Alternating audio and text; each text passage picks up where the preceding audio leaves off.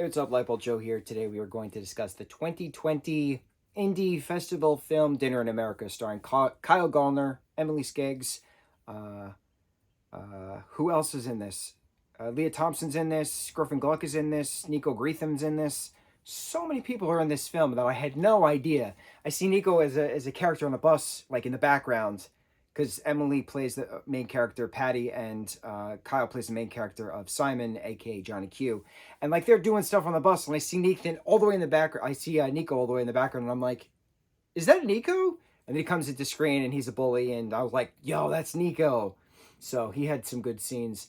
Played a horrible character, but that's the point. It's a lot of bullying stuff. Patty is a character, and the whole time through the film, a lot of people are just constantly making fun of her, whether it's in regards to mental disability. They use the R slang, R slur constantly throughout this. But it's just a matter of she's trying to be herself and she likes what she likes. And why do people have to continuously berate her for being herself, right? So Kyle plays this character, and again, we're in our Kyle Gallner marathon. Simon, who's from a very wealthy family, who wants nothing to do with him because he uses drugs and he smokes constantly, and he's a punk rocker, right? He makes some songs, but he's in this band, and his stage name is Johnny Q. So Patty is obsessed with Johnny Q, and she writes him love letters, love music constantly, sends him Polaroids of private areas, right? But so it's a matter of how do their paths cross. So it turns out they actually went to college together, and before they both left school, and so she actually remembers him. And we start the film out with Kyle's character hooking up with this girl, and then hooking up with her mom, sets the front lawn on fire, massive fights. That father is very racist.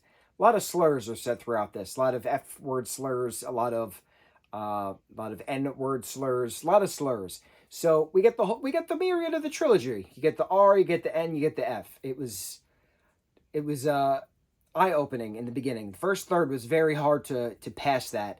But then as the plot continued and Simon's character and Patty's character come together in an alleyway, and then he goes back to her house, meets her family. Griffin Gluck plays Patty's adoptive brother, who he doesn't know is adoptive, and that's another big reveal. Griff's character was awesome, and Griffin's awesome. I had no idea Griffin was in this. We've talked about so many Griffin Gluck movies previously, so to have him in this and to have Nico in this as well, again, another surprise. So it was surprisingly awesome that the first third was very slow, but then once stuff happens in starting the second third, and then it just elevates from there, and then the second third and the third third. Act 1, 2, and 3. Okay, Act 1 was slow. Act 2 was bro. And then Act 3 was wild, wild. I am so impressed with this. It was written, directed, edited by the same person whose name I can't remember, and it said it a bunch of times. But I gotta say, it was interesting watching the first third because I didn't have hope for the film. And I've been only watching... I've been watching certain projects because of certain actors are in it.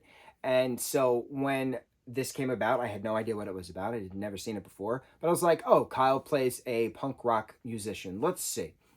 He does an incredible job with that character of Simon / Johnny Q. And then the big amp up and the whole, sticking up for Patty and Nico and his cohort of bullying or getting, not reprimanded, but like, put in compromisable positions after they're knocked out with a lead pipe. Bro, it's just so wild, the escapade that Patty and Simon go through, leading into Act 3, where they eventually get into his house, get into the basement where his room and his music used to be, his instruments were, to record a song based on one of the poems that she wrote, Johnny Q, one of the love poems. And so Simon's realizing that she is extremely talented as a punk rocker. Let's make a song. So they record a song together called Watermelon. And as soon as Emily starts singing, you're like, bro, I got chills. It was crazy. Then there's the massive fight with his family. And then they both escape in the friend's car, in a truck, listening to the song again. But she says to him, she's like, Simon, do you think... He slams on the brakes. And he looks at her and he says, don't you ever talk about yourself that way.